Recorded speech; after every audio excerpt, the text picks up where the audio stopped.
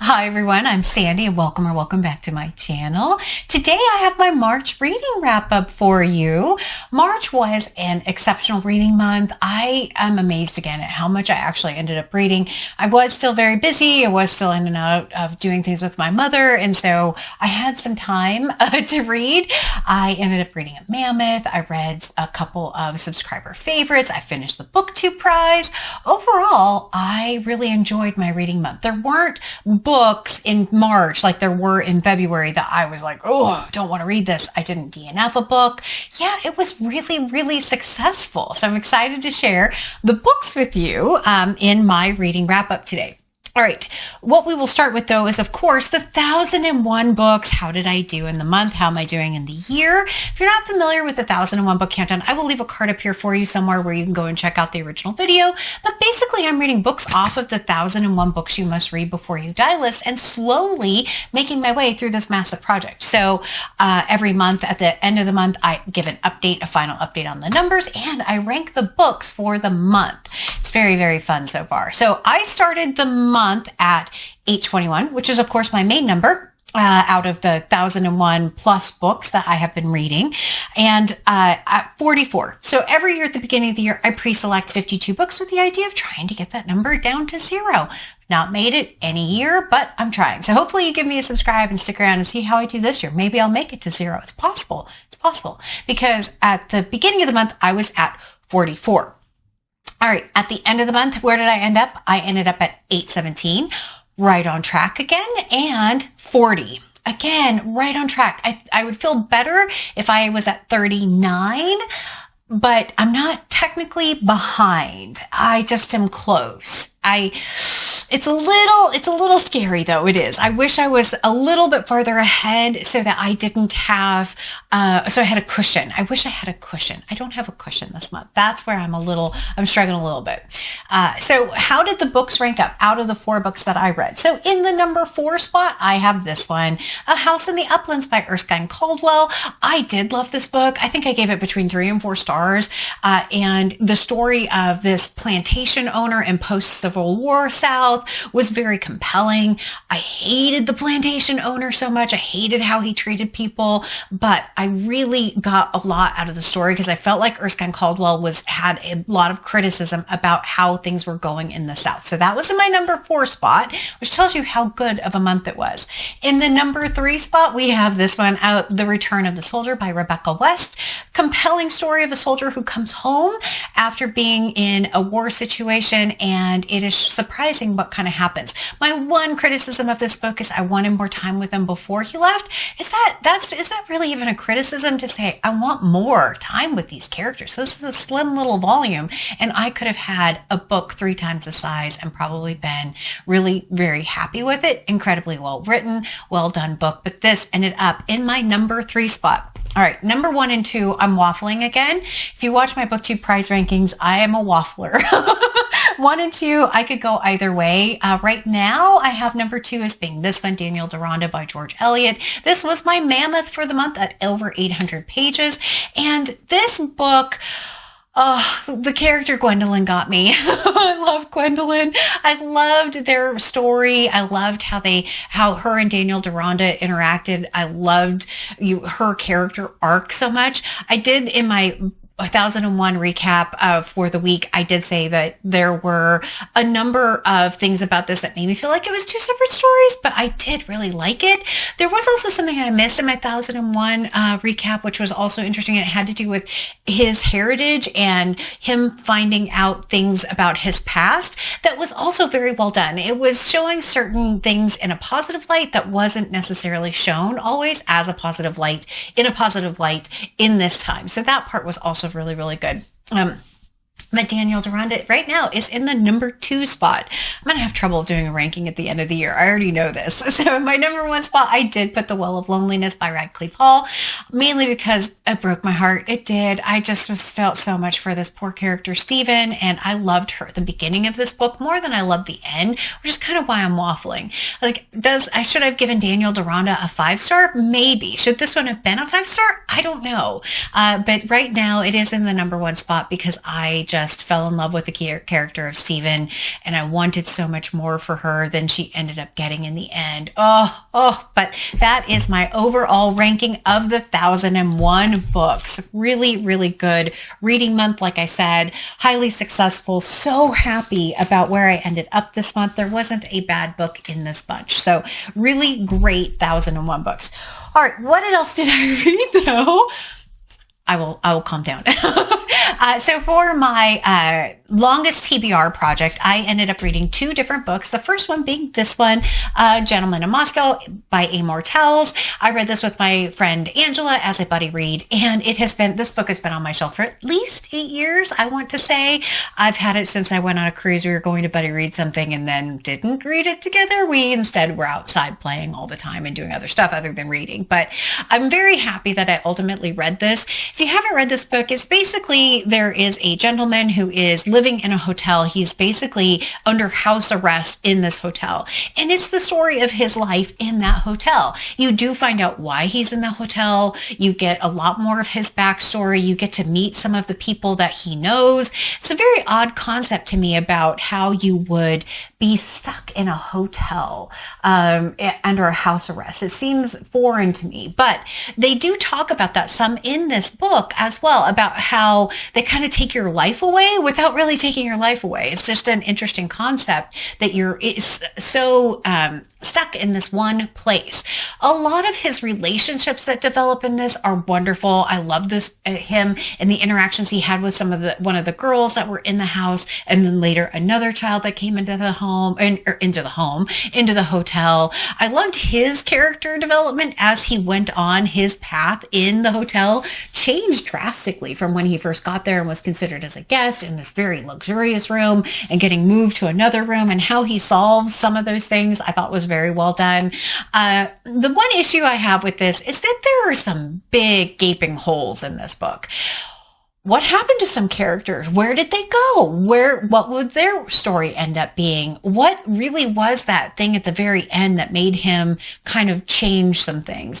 But it was the big gaps in time that bothered me as well. It's like suddenly we're 15 years in the future and he's in this different role. It's just like, I need to know more about what happened there. But overall, I did like the book. I don't know if Amor Telles is an author for me yet. I haven't quite made that jump to say, yes, absolutely. He's a 5-star author and I want to read every book that he writes, but it was very good. And it not only was it my oldest TBR, but it was also on a subscriber favorite list. So it did double duty this month, which is amazing. Absolutely love that I had a book that qualified for both categories. So that is my subscriber favorite and one of my oldest on my TBR.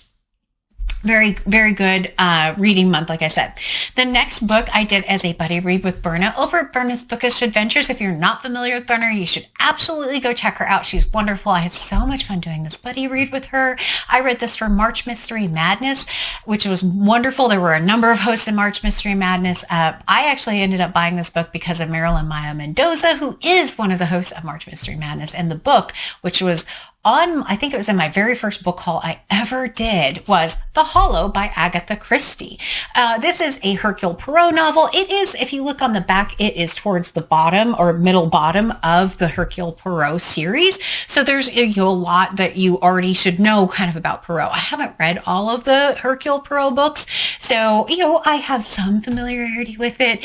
This one, though, I figured out the main part of who the murderer was. And that does not happen to me very often. There is, of course, a character who is utterly unlikable, very despicable. And Berna called it immediately. She's like, I think he's the one that's going to die. And yeah, he died under kind of dubious circumstances of someone standing over him holding a gun. And your immediate thought is, of course, did that person do it? And then they go through a bunch of different pieces of like, who could have done it? And where's the murder weapon? And all of these different kind of pieces, because is the gun that she's holding the one that really killed the guy? Those kinds of things. You learn a lot more about him. You learn a lot about the relationships that he had and seeing how, not wonderful he was for sure. But yeah, there was something in the beginning of this book that gave it away for me and I could never let it go. And then I turned out that I was right. So one of the few Agatha Christie's that I actually did figure out, but I did like it quite a bit. It's not my favorite Agatha Christie. That's going to be hard to top at. And Then There Were None still remains that one. But it was a very good representation of a Hercule Poirot novel. He could have been a little bit more involved in the investigation as part of the other part of it. In some of, like, I know in Miss Marple, you don't see a lot of Miss Marple in those novels. In Hercule Poirot, though, you do tend to get a lot of him. In this one, he's not in it as much, but you do get him in the very end. So very, very, not in the very end. He does come throughout the book, but he really has the impactful thing at the end. So that's that one. And that was my longest. My other subscriber favorite I got as a library book, and it was Fireborn by Rosaria Munda. And this is a book with dragons, and I love a book with dragons. I had a lot of fun reading this particular one. It has a multitude of different characters in it, but there's two central ones that are not in a relationship in the beginning, but are competing against each other to be the first writer. And there's a lot that goes on between them and how they train and how they normally spar together, and then they have to separate. There's this other competing people in the background that there's this threat overseeing this area that they're at, and they could show up at any time. All of these different pieces, but also how they bond with their dragons and how they can do a spill over into their dragon. I loved that part of it. It's the same reason why I liked Iron Flame, right? Or the Fourth Wing, not the Iron Flame, or Fourth Wing I like better than Iron Flame. Because you get that dragon component and this character of the dragons. And that's what I really like about this particular piece. I don't know that I liked it enough to be able to read the next one. I didn't go out and immediately pick up the next one, but it's on my mind to do it because I do kind of want to find out what happens with these next characters.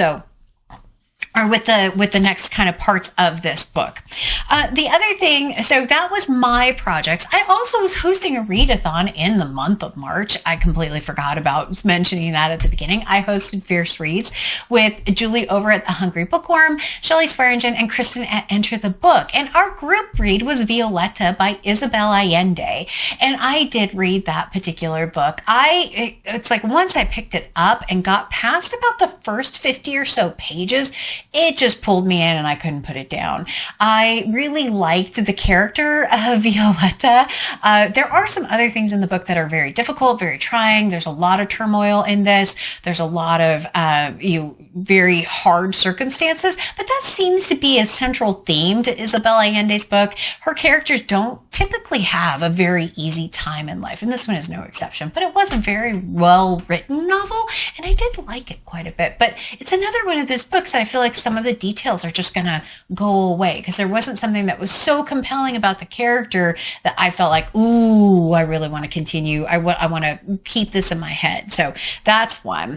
One of the prompts for the Fierce Reads readathon was to read a book with a strong female protagonist. And so for this one, I selected Random in Death by J.D. Robb. This is book 56 or 57 in the series. So it's a long running series, and I have read all of them. And this one wasn't my favorite. I will say that. I appreciated the development, of course, of the mystery and of the trying to solve who the murderer was. All of those were really well done. I, of course, love the characters. I love Peabody, and I loved having, I loved all of the house building that they're doing this, that the characters are still growing and learning and advancing in their lives. That's part of why I like this series so much. But this one, the murderer in this one was a much harder one for me, and it just felt really tragic overall. And so that was one of the things with this one. But I was very happy, of course, to be back with my friends in this book. I do think that the series needs something. I feel like the series almost needs like one of the central main characters to not make it in order to kind of keep it fresh, because it does feel like it can be a little stale at times, but I do still love that whole series and read every book right when it comes out. So yeah, Random in Death was my answer for that particular prompt. I did end up picking up another book just on the fly at the library, which was The Inheritance Games by Jennifer Lynn Barnes. And that particular book I'd been wanting to read for a while, and I just said, I'm just going to pick it up and read it. Why not? And it was a fun, easy, fast read. A girl mysteriously inherits this massive amount of wealth and doesn't understand why, and doesn't even know necessarily the person who bequeathed her this massive estate. And she has to go live in this estate for 1 year in order to be able to claim the inheritance. But the family still lives there. And so there's a lot that goes on between the different characters, and is this person trying to help them or hurt them? A lot of those different kind of components in this particular book. I did like it enough to actually put the second book on hold at the library. So I think I'm going to keep reading it. I think I'm going to keep reading it. So the other books that I ended up reading in the month of March, I just finished this one, Piranesi by Susanna Clarke, which won the Women's Prize in 2021. I had to look at the front. Sorry about that. And there were aspects of this book that I thought were really, really well done. It's so confusing. What is going on? You have this character, Piranesi, and this other character named The Other. And what is their relationship, and what are they doing in this weird house that has tides in it and is flowing back and forth? There were a lot, like I said, a lot of that I really liked. I liked his exploring of the house. Thought those pieces were really well done. I liked how they introduced characters and some of that part of the mystery. I don't feel like I got enough of an explanation about the world building and why it was there, or if it was there, I was too confused by it. So that was this one. I mean, I am very happy I read it and got it off of my shelf as a book to read, but it wasn't my favorite. I wanted to love it, and I didn't quite love it. I know a lot of people love this book. I thought it was okay. I didn't think it was amazing. I also picked up, of course, a Roald Dahl, The Draft, the Pelly and Me, which is a very small little book, very charming one as well. I like this one quite a bit because there wasn't, children being mistreated in this particular book. It's kind of has a found family aspect of it that I thought was really well done and just sweet as well. I did not read everything that I wanted to read. I did not get to The Song of Achilles by Madeline Miller. Still hoping to, but I just didn't quite get to it. I had this one for reading a mythical character. I also had The Story of a New Name, which was a book to feature a female friendship for the Fierce Reads Readathon. I didn't get to it. And I also had a couple of other March Mystery Madness books. In this, I had the ABC Murders and the Three Little Pigs in this. Was hoping maybe I could get to one of them. No, didn't read those. And I also didn't make it to this one, Out of Africa by Karen Blixen, which was 1001 book. So that's what I didn't get to. I also didn't read Medea by Eilish Quin. I ran out of time. I feel like I read quite a bit, and then I look at what I didn't read. I'm like, wow, I didn't read quite a bit of books, but I had a lot of fun, like I said, reading this month. I loved reading for the women. I loved reading for the BookTube Prize. I loved reading for the Fierce Reads Readathon. Lots of amazing books. Very successful reading month when you look at the quality of the books that I read. I'm very, very pleased. So yeah, it was wonderful. Have you read any of these books? What did you read in March? What was your favorite book? I always love hearing that. Thank you again to all of the subscribers who gave me a favorite read. If I've been selecting your favorite reads as what some of the ones I've been currently reading. Oh, I know what else a book I didn't read yet. I will read it. Is Hello Beautiful by Ann Napolitano.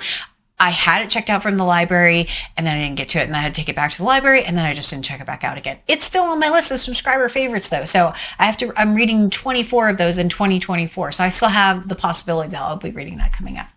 All right, I'm done waffling. As always, like, comment, and subscribe, and until next time, everyone, thanks, bye!